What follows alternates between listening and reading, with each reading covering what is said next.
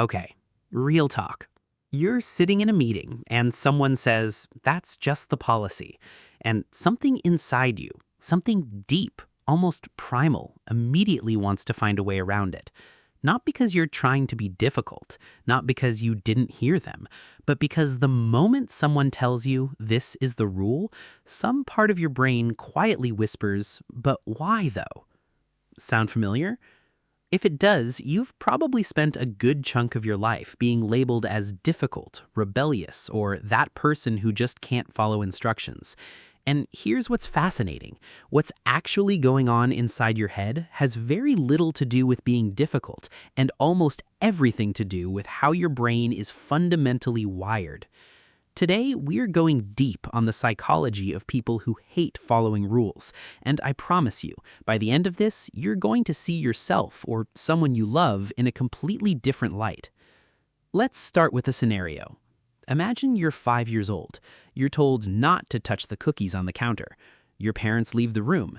Now, what's the first thing that happens in your brain? You think about the cookies, intensely, more than you ever would have if nobody had said a word. Psychologists actually have a name for this. It's called reactance, and it was first described by researcher Jack Brem back in 1966. The idea is beautifully simple. When we feel like our freedom is being threatened or restricted, we don't just want to comply, we want to restore that freedom, sometimes just for the sake of restoring it. The cookie isn't even that delicious, you know it, but suddenly it's the most important cookie in the world. Here's the kicker. This doesn't go away when you grow up. If anything, it gets more sophisticated. The 5-year-old grabs the cookie, the adult finds a loophole, argues the policy doesn't technically apply to their situation, or just quietly does it their own way and tells no one. Same psychology, different wardrobe. Now, let's talk about something even more interesting, because reactance alone doesn't explain everything. There's a whole personality dimension that researchers have studied called openness to experience, and people who score high on it have brains that are almost allergic to rigidity. They don't just dislike rules, they find them genuinely intellectually unsatisfying.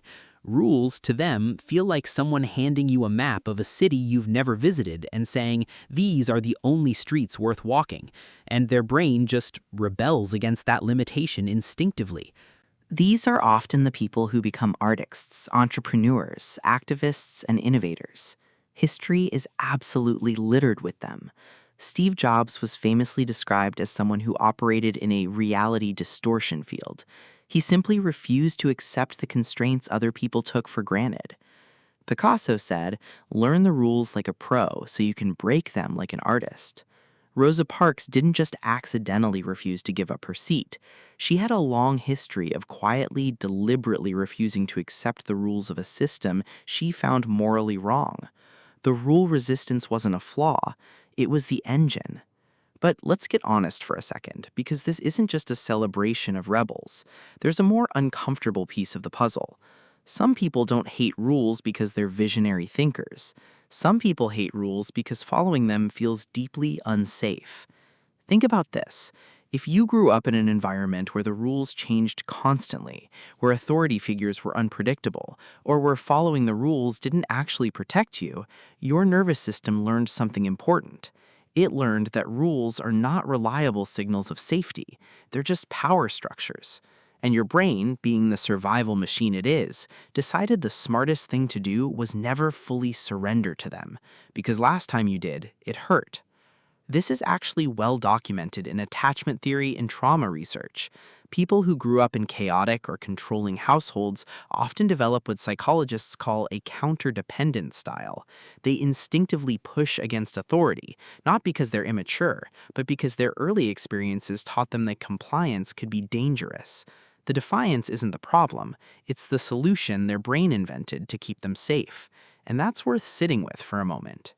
There's another layer here that doesn't get talked about enough, and that's identity. For a lot of rule-resistant people, the rules themselves aren't the issue. The issue is what following the rule means about who they are.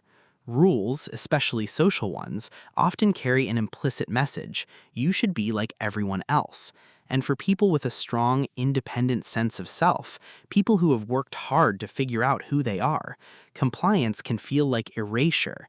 Imagine you've spent years learning to trust your own judgment, your own instincts, your own way of moving through the world, and then someone hands you a form and says, just fill this in, everyone does it this way.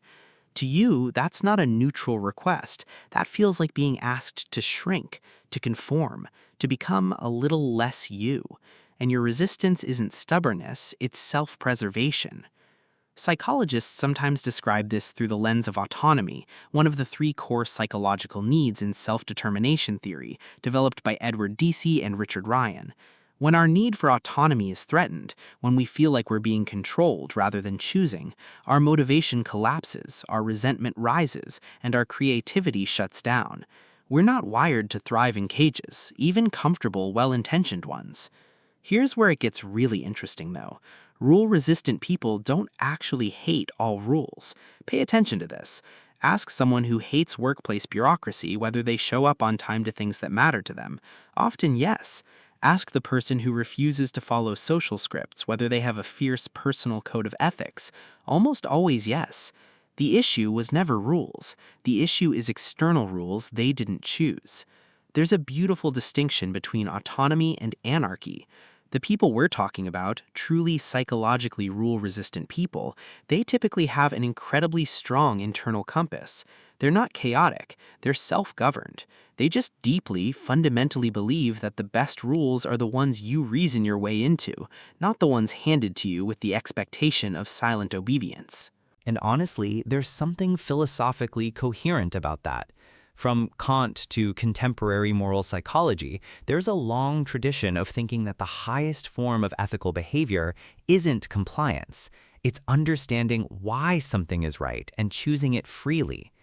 The rule-resistant person is in a strange way holding out for that, refusing to let the shortcut of blind obedience replace the harder work of genuine moral reasoning.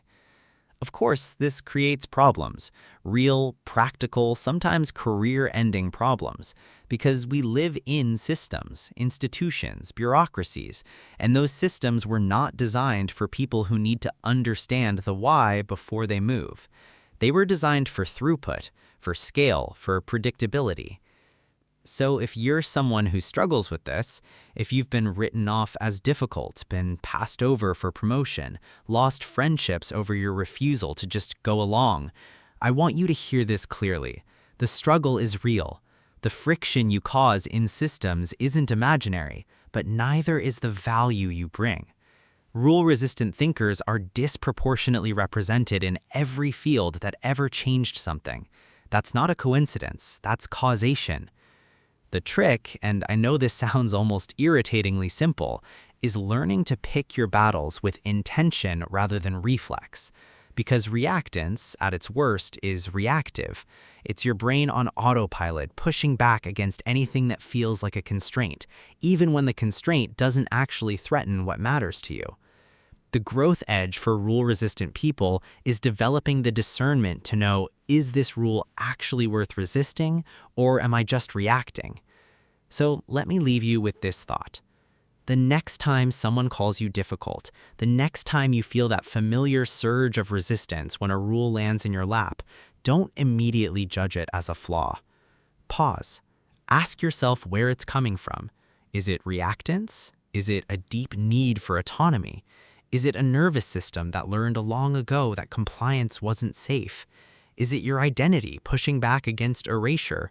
Or is it just maybe that quiet visionary part of you that genuinely sees a better way? Because here's what psychology actually tells us about people who hate following rules. They are not broken. They are not immature. They are not simply contrarian for the sake of it. They are people whose brains are wired to question, to protect their freedom, to live from the inside out rather than the outside in. And the world, for all its frustration with them, tends to be quietly grateful they exist. The rules that changed history were broken by someone exactly like you. If this hit differently than you expected, drop a comment below. I'd genuinely love to know which part resonated with you the most. And if you've never thought about your rule resistance this way before, maybe share this with someone who needs to hear it. There are a lot of people out there carrying unnecessary shame for something that might just be their greatest strength.